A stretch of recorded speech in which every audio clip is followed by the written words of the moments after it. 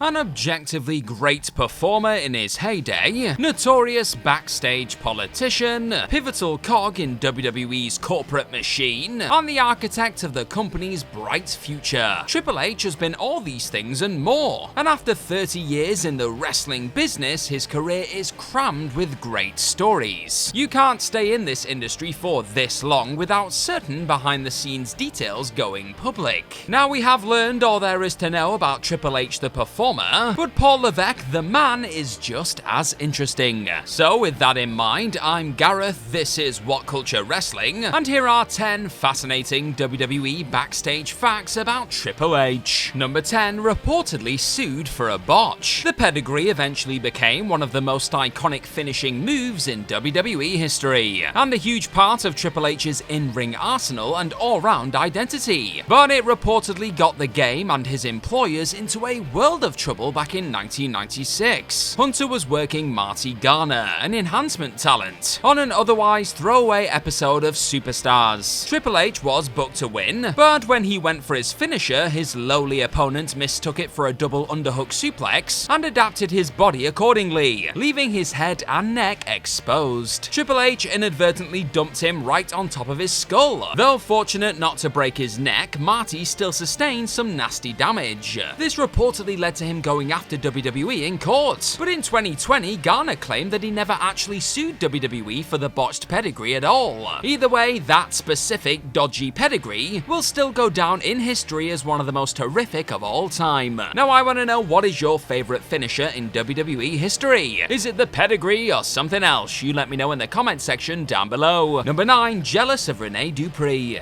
Triple H is a 14-time world champion, a WWE Hall of Famer with Degeneration X, and current head of WWE Creative. He's doing okay. The idea that he'd be jealous of anyone, let alone a lowly mid-carder best known for hanging out with former underwear model Sylvain Grenier in the mid-aughts, sounds ridiculous to be honest. But this story paints the game greener than an envious Grinch. According to Rene Dupree on a 2016 podcast appearance, the French-Canadian was asked to pay the company seamstresses a visit early in his career, as WWE wanted to revamp his look with a fresh new outfit. They took his measurements, and that's when things went south. According to the former La Resistance man, the outfitters were aghast when they found out his chest and biceps were bigger than Hunter's, and as per an official company directive, they marked them down a couple of inches so that the game wouldn't be outdone. The story should be taken with a pinch of cynicism, but Dupree's trainer Rip Rogers has since backed him up, claiming that this practice was the norm with Triple H, whose fragile ego apparently knew no bounds. Number 8, nixing Kurt and Stephanie. The Triple H, Kurt Angle, Stephanie McMahon love triangle story that took place in the summer of 2000 was originally supposed to end with the billion-dollar princess leaving her husband for the Olympian, but it never came to pass. The story goes that Angle and Steph would have stayed heel, ending up as the company's new power couple, at least temporarily, with the game turning face to war with the duo. Though already one of the company's biggest stars, this would have taken the Olympic hero to the next level. Unfortunately for him though, the plans were scrapped, and the story concluded with 3 consecutive pay-per-view losses for Kurt. Why?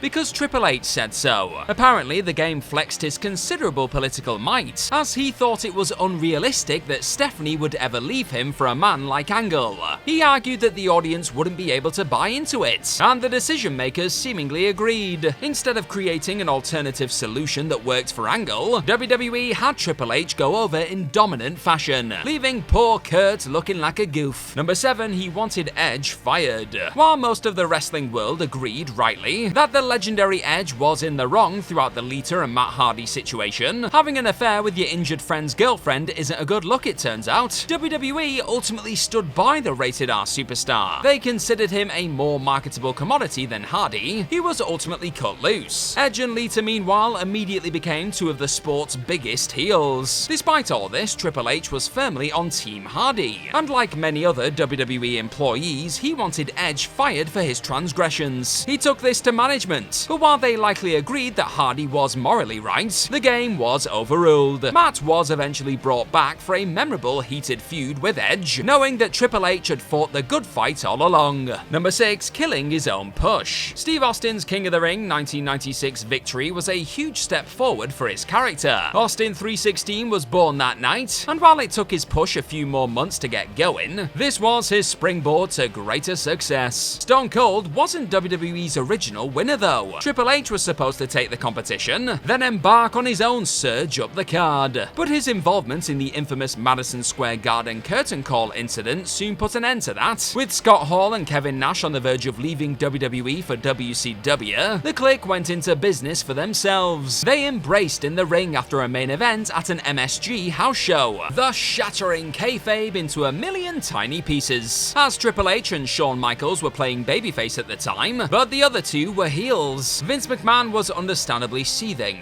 He couldn't punish the departing Hall and Nash, however, and Michaels was his golden boy, so Triple H took the brunt. His King of the Ring plans were scuppered, and he was sent to the Intercontinental title division. What a punishment. He eventually became a major star, of course, but he was made to wait another year before winning King of the Ring. Thanks for checking out this video today, folks. Hit that subscribe button down below for more What Culture Wrestling videos in this new Paul Levesque era. Number 5. Asking Undertaker's permission. Triple H and Stephanie McMahon's coming together was always controversial. Not only did it lead to the perception that the game was dating his way to the top, but it reportedly started as an affair while he was still seeing China. Prior to dating Steph, Hunter was paranoid about what his colleagues would say if it was made public that he and the boss's daughter were courting. This led to him seeking advice from The Undertaker, who was already the company's designated locker room leader, and a go-to guy for anyone unsure of a big career decision. Taker apparently asserted that Triple H and Stephanie's business was no one's but their own, and while he warned that some people would always hold their relationship against them, he encouraged Hunter to go for it. Years later, the dead man served as a groomsman at the happy couple's wedding, having played a big role in their initial courtship. Number 4. Protecting his image. A man of indomitable vanity, Triple H was always conscious of how his on-screen character was perceived by the audience, with this tale providing one of the most over-the-top examples. During the promotional run ahead of the SmackDown vs. Raw 2009 video game release, publishers THQ were given a strict directive on how certain wrestlers should be presented.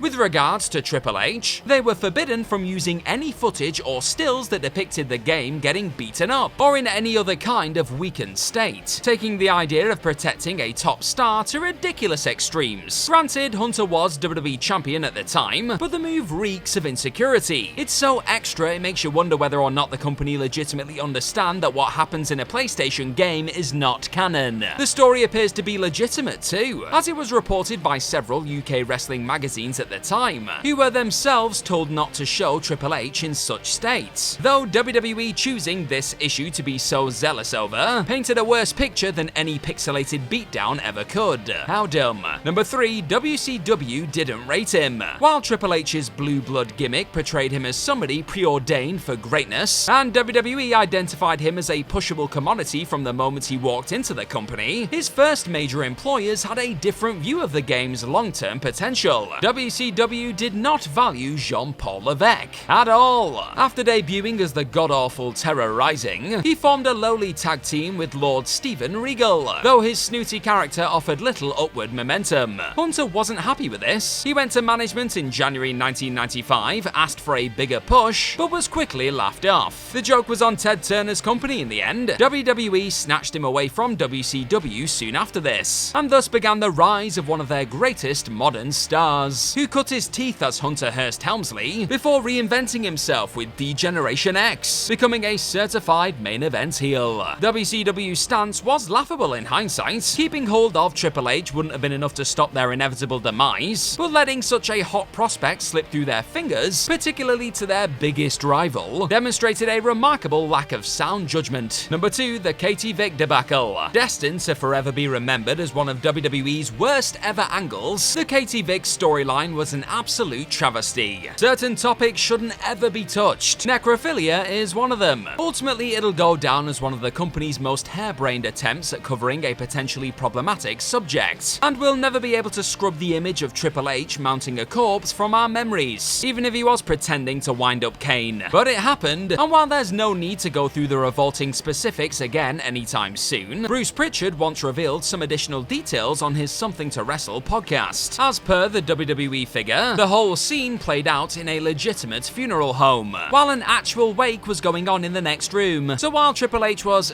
quote-unquote, screwing the body's brains out, people were saying goodbye to a loved one through the next wall. Now Pritchard tends to exaggerate, but if true, this is disrespectful in the extreme, particularly as they were reportedly told to quieten down when the carnal sounds drifted into the next room. Grim stuff. Number 1. Sowing screwjob seeds. As the single most infamous moment in WWE history, the Montreal Screwjob is a deep, murky tale that has been recounted thousands of times from thousands of different points of view. Thus, it's often difficult to separate fact from fiction when it comes to what went on behind the scenes. Almost everybody has a different version of events, but one thing that's generally accepted by most sides is that Triple H, not Shawn Michaels or Vince McMahon, came up with the framework. As per HBK in his book Heartbreak and Triumph, the game was the first to suggest a Survivor Series screwjob, stating F Bret Hart, if he doesn't want to do business with us, we'll do business for him. A plan was hatched soon after, but Triple H's influence spread further than that. He apparently came up with the specific spot that sent the humiliated Hart packing to WCW, when his match with Michaels was called off as he was trapped in his own sharpshooter hold, but not tapping out.